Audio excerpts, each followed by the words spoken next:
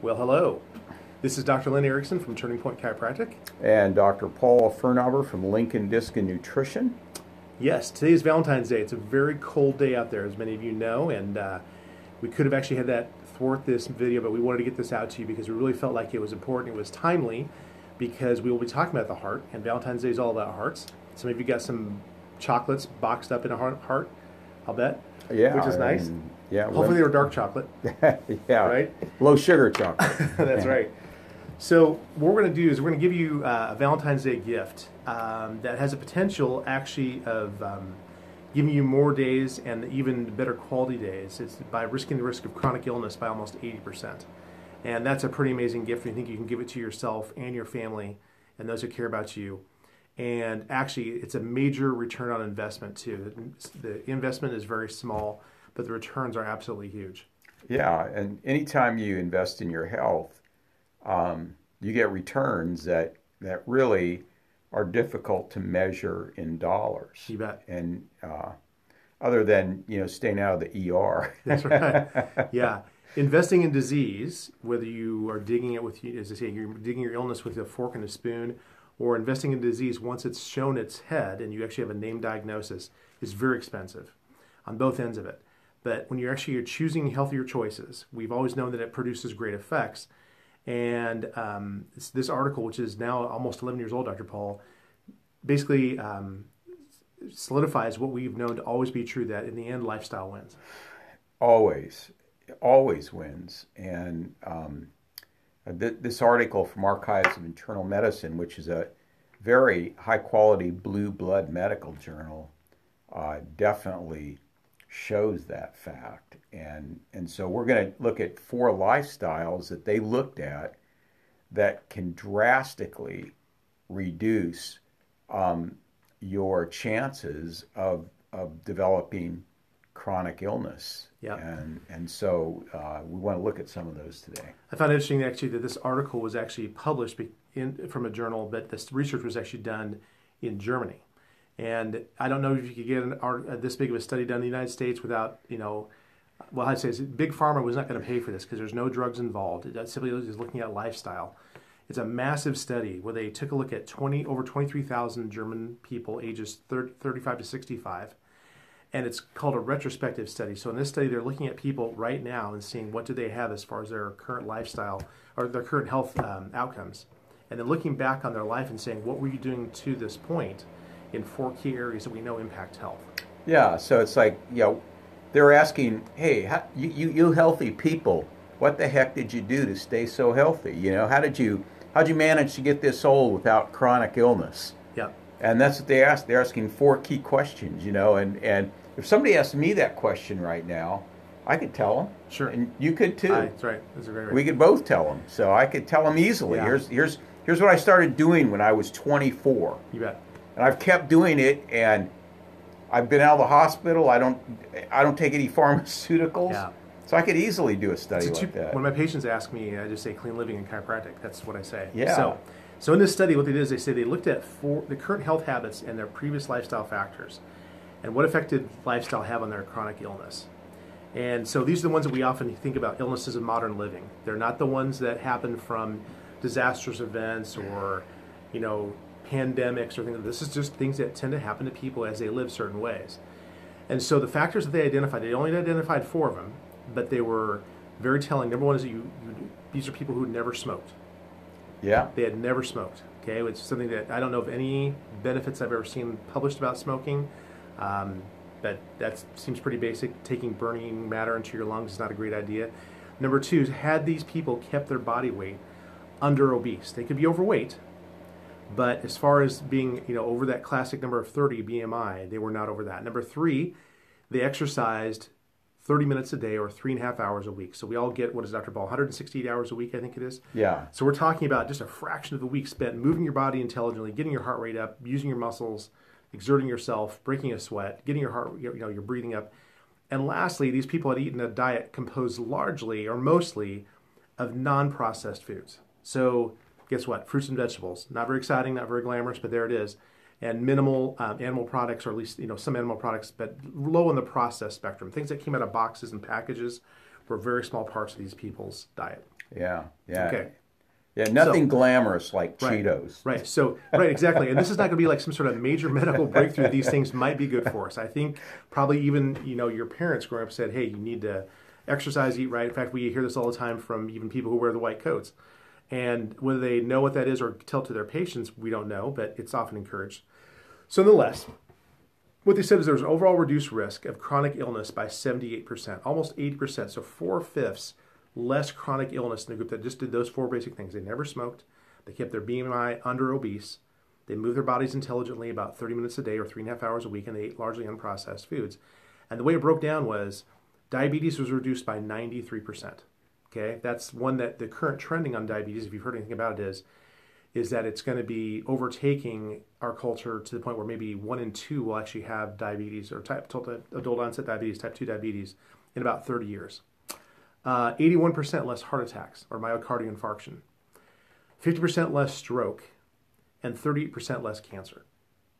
Yeah, that's a lot. That's a lot. And those illnesses are not cheap to treat, and they often have significant, side effects when they're treated. And your health residual, once you've had it, is often, significant. Like, you just can't do certain things anymore. Or left with, say, if you had chemotherapy, you have left with neuropathy where you just can't feel things. Or you don't have the same endurance you used to have when your heart muscle's been damaged, or your immune system is damaged. Exactly. And you get sick easier. Right. You can't move half your body because you had a stroke. You can't remember things. You can't move. How to say this? You can't recall things. Your memory's going bad. That's just amazing to me. So think about what a gift that would be to yourself and to your family and friends to actually have you stick around longer and in better shape just because you took that kind of investment in your own health. Yeah, and these things are not difficult. They're not they're not expensive. It's not expensive to go out and walk a half hour a day. No. I mean that's basically free. It's not expensive to take some of the money that you're spending on junk and expensive sweet coffees and things like that, and taking that money and buying fresh produce and eating that. A decent pair of shoes to be active in, right? Yeah, just by not smoking, you've saved thousands of dollars a year just by not doing that. And you could take that money and live healthy with it. And so there's so many ways that you can make the things in this study work for you. And, I've been essentially doing that my whole life. I know you're doing it. And we're... and it has worked for me. I'm living proof of that. And the people that I know that do these things are healthy. Most of them, a lot of them, never been in the hospital. That's right. Most of them don't take any medication. And if they do get sick, they tend to get over very quickly too. So I just wrote down 3 key things that you will have to do to make this a reality in your life. Number 1 is you're going to have to think differently than our culture does. You're going to have to think proactively. You're going to have to volunteer to do these things instead of waiting until your, sadly, choices lead you to a situation where you're, as we say, voluntold to do them now. You can exercise of your own volition because you know it's good for you, or you can wait until you say you have to do this to get over your heart attack. Yeah, right? and they will put you on 3 months of cardiac rehab, and they won't ask you if you want to do it. They're going to tell you this is what you have to do 3 times a week for the next 3 months, and you will pay for that. Okay. Yep. Or your insurance company will pay for it. Yeah. And so you're going to have to think differently in the sense that, I have to invest in my health a little bit, but the return I'm going to get is amazing, as opposed to waiting until somebody else is going to pay for it, either my private insurance plan or Medicare, and say, well, I'll pay for exercise when it's covered by insurance, it's a different way of thinking. Reactive thinking is waiting until you have an illness and then actually doing something about that, having to be forced into something. Number 2 is you actually have to act proactively. Okay, so again, this is one of those things where you have to say, I have a certain number of hours in a day, I have these desires to get this done, and if I want to have the results of this down the road, what do I have to do today to get there? Well, we've already told you. Keep your body weight down. Don't light up a cigarette. Eat largely unprocessed foods and move your body today, right? And it may mean going to bed a little earlier, getting up a little earlier, and making room in your life to do some things that are healthy.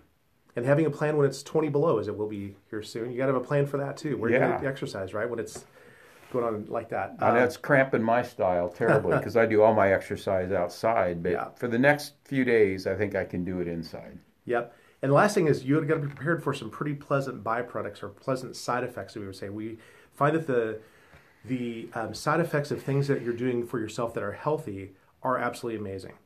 So, for example, when you're not smoking, you're going to smell better, right? And you won't burn holes in your clothes. That's exactly and right. The furniture. Yes, you're going to have a greater variety of choices of clothes, right? And your breath will not chase people away. That's right. When your body weight's a certain size, your fashion choices are better. That's exactly right.